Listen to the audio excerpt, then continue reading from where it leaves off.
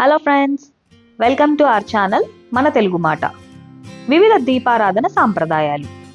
Last వీడియోలో ధ్యాన దీపారాధన, గాయత్రి దీపారాధన, శుక్రవారం సంధ్యా దీపారాధన గురించి తెలుసుకున్నాం. ఈ వీడియోలో మరికొన్ని దీపారాధన సాంప్రదాయాలను చూద్దాం. ఇందులో మొదటిది ఆత్మజ్ఞాన దీపారాధన. మానవ జన్మ పరమార్థం ఆత్మజ్ఞాన సంప్రాప్తమే.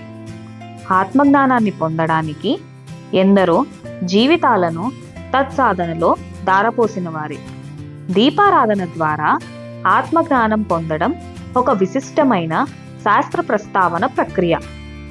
బ్రహ్మీ ముహూర్త సమయంలో దీపారాధన చేసి ఏకాగ్ర చిత్తంతో ప్రతిరోజు ఓం ఐం హ్రీం శ్రీం శ్రీ మాత్రే నమః, ఓం ఐం హ్రీం శ్రీం త్రికోణాంతర దీపికాయ నమః అని 108 సార్లు జపిస్తే ఆత్మజ్ఞాన సాధన సుగమవుతుంది. నిత్య సంధ్యా దీపారాధన. ప్రతిరోజు సాయంత్రం గృహాలలో ఇతర విద్యుత్ దీపాలు వెలిగించే ముందు దేవుని ముందు దీపం వెలిగించాలి. అలా వెలిగించిన దీపానికి పసుపు కుంకుమ అద్దాలి. ఆ తరువాత ఆ దీపానికి నమస్కరించి సాయం సంధ్యా దీపా నమోస్తుతే అని ఆరాధించాలి. ఆ తరువాత దీపం జ్యోతి పరబ్రహ్మ, దీపం జ్యోతిర్జనార్దన, దీపేన హారతే పాపం, సంధ్యా దీప నమోస్తుతే అని ఆరాధించాలి. సంక్రమణ దీపారాధన వ్రతం. ఈ దీపారాధన సంక్రాంతి పండుగ నాడు స్త్రీలు ఆచరించాల్సిన వ్రతం. ఉత్తరాయణ పుణ్యకాల సమయమున స్త్రీలు శివాలయానికి వెళ్ళి అక్కడ ఆలయ ప్రాంగణంలో ఒకటి ఆవు నేతితో, మరొకటి నువ్వుల నూనెతో 2 దీపాలు వెలిగించాలి. పరమశివుణ్ణి, సూర్యదేవుణ్ణి ప్రార్థించాలి. ఈ వ్రతం వరుసగా కనీసం 5 సంవత్సరాలు ప్రతి ఏటా సంక్రాంతి నాడు చేయాలి. ఒక్కో సంవత్సరం దీపాల సంఖ్య ఒక్కొక్కటిగా పెంచుకుంటూ, అంటే తొలి సంవత్సరం 2 దీపాలు, రెండో సంవత్సరం 4 దీపాలు, మూడో సంవత్సరం 6 దీపాలు, 4వ సంవత్సరం 8 దీపాలు, 5వ సంవత్సరం 10 దీపాలు వెలిగించాలి.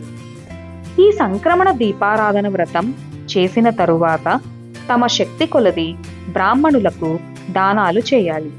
ఈ వ్రతం ఆచరించిన వారికి అద్భుతమైన మేధా సంపత్తి గల సత్సంతాన ప్రాప్తి కలుగుతుంది. రథసప్తమి దీపారాధన.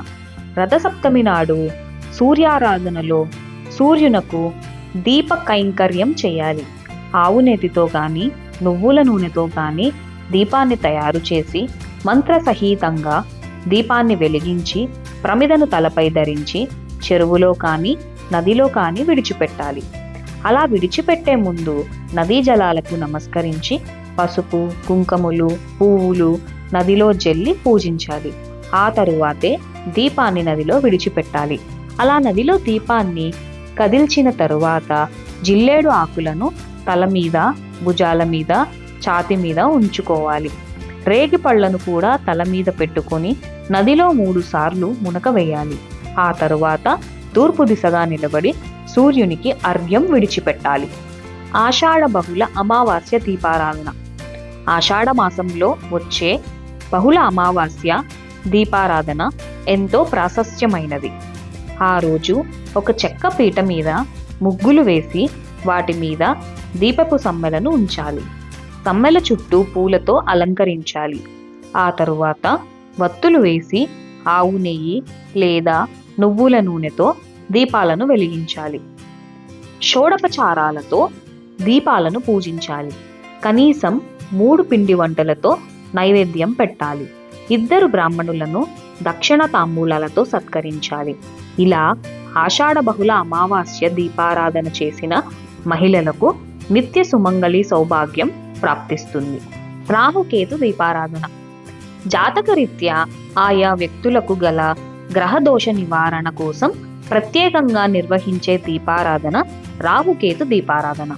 ఇందులో రాహుకాలంలో చేసే దీపారాధనను నిమ్మడొప్పల్లో నువ్వుల నూనె పోసి దీపారాధన చెయ్యాలి. ఈ దీపాన్ని రాహుకాలం దీపం అంటారు. రాహుదోషం నివారణకు సాయం సమయాన శ్రీ కనకదుర్గ అమ్మవారి ఆలయంలో తడిపిన పిండితో చేసిన ప్రమిదలో కానీ నిమ్మడొప్పలలో కానీ దీపారాధన చేస్తే రాహుదోషం తొలగుతుంది. కేతుగ్రహ దోష నివారణకు మంగళవారం నాడు 7 ఒత్తులతో దీపారాధన చేసి ఎర్రటి వస్త్రాన్ని దానం చేయాలి. అలా 7 మంగళవారాలు ఉపవాసం ఉండి దీపారాధన చేయాలి. ఆఖరి వారం గణపతి పూజ చేయాలి. దుర్ముహూర్త సమయంలో గణపతి వద్ద చేసే దీపారాధన కేతుకాల దీపం.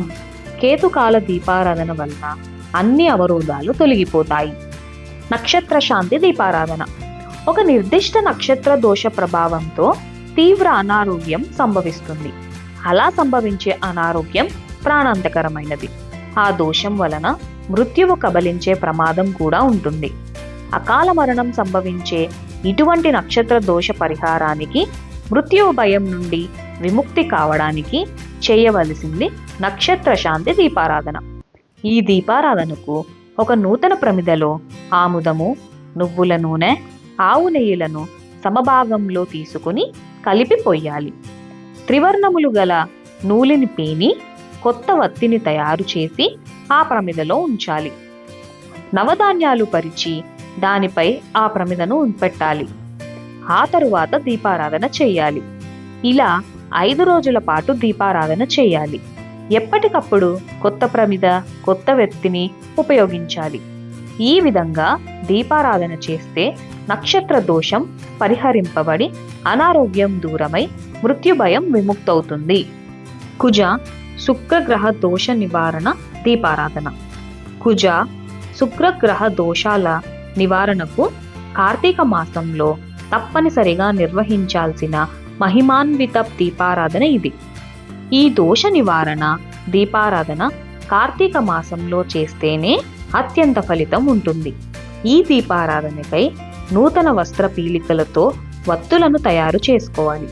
ఇలా తయారు చేసుకున్న వత్తులను కుంకుమ నీళ్ళల్లో తడిపి ఆరబెట్టాలి. ఈ వత్తులతో కార్తీక మాసం మొత్తం ప్రతిదినము పరమశివుని సన్నిధిలో దీపారాధన చేయాలి. ఈ విధంగా చేసిన దీపారాధన వలన కుజ శుక్ర గ్రహ దోషాలన్నీ సంపూర్ణంగా హరించుకుపోయి వాటి వలన సంభవించే దుష్ఫలితాలు దూరమవుతాయి. షోడశ గౌరీ దీపారాధన. షోడశ గౌరీ పూజ చేసుకునే స్త్రీలు ఆ పూజలో షోడశ సంఖ్యలో పిండితో ప్రమిదలు చేసి ఆవు నేతితో దీపాలు వెలిగించినట్లయితే స్త్రీలకు దీర్ఘ సుమంగళి సౌభాగ్య అనుగ్రహం అమ్మవారి నుండి లభిస్తుంది. బలి దీపారాధన. కార్తీక మాసంలో తొలినాడైన బలిపాడ్యమి నాడు సూర్యాస్తమయ సమయంలో గోధుమ పిండితో ప్రమిదలు తయారు చేసి 1000 ఒత్తులతో నువ్వుల నూనె దీపాలు వెలిగించి ఇంటి గుమ్మం ముందు పెట్టాలి. అందులో ఒక రాగి నాణెం, ఒక గవ్వ పెట్టాలి. ఆ తరువాత యమధర్మరాజుకి బియ్యం, బెల్లం కలిపి నివేదన చేయాలి. ఈ విధంగా బలి దీపారాధన చేస్తే అవమృత్యు దోషం తొలగిపోతుంది. పితృదేవ దీపారాధన. దీపావళి అమావాస్య మొదలుకొని ఆ తరువాత కార్తీక మాసం మొత్తం పితృదేవతలను స్మరిస్తూ దీపారాధన చేయడం వలన ఊర్ధ్వలోకాలలోని పితృదేవతలు ఎంతో ప్రీతి చెంది తమ వారసులకు సకల సంపదలు, శుభాలు కలిగేలా ఆశీర్వదిస్తారు. ఈ దీపారాధనలో గృహద్వారం ముందు, తులసి చెట్టు నందు, ధ్యానపు గది ముందు, వంట చేసే చోట, బావి లేదా నీటి నిలువ చేసే చోట ప్రమిదలతో దీపాలు పెట్టాలి. ఆ తరువాత ఇంటిలోని పూజా గదిలో దేవుని ముందు దీపం వెలిగించాలి. అలా దేవుని ముందు వెలిగించిన దీపంతో మిగిలిన 5 చోట్ల ఉన్న దీపాలను పితృదేవతల పేర్లు చెప్తూ వెలిగించాలి. ఈ విధంగా చేసిన పితృదేవత దీపారాధన వారి సంతతికి నిత్యం రక్షగా నిలుస్తుంది. లక్ష్మీ ప్రసన్న దీపారాధన. లక్ష్మీదేవిని ప్రసన్నం చేసుకోవడానికి దీపారాధన ఎంతో మహిమగల ఆరాధన ప్రక్రియ. ప్రతి గురువారం సాయం సంధ్యా సమయంలో గృహంలోని దేవుని ముందు గుమ్మానికి ఇరువైపులా దీపాలు వెలిగించి లక్ష్మీదేవిని భక్తితో స్మరించుకోవాలి. ఇవి వివిధ దీపారాధన సాంప్రదాయాలు. Please subscribe to our channel మన తెలుగు మాట.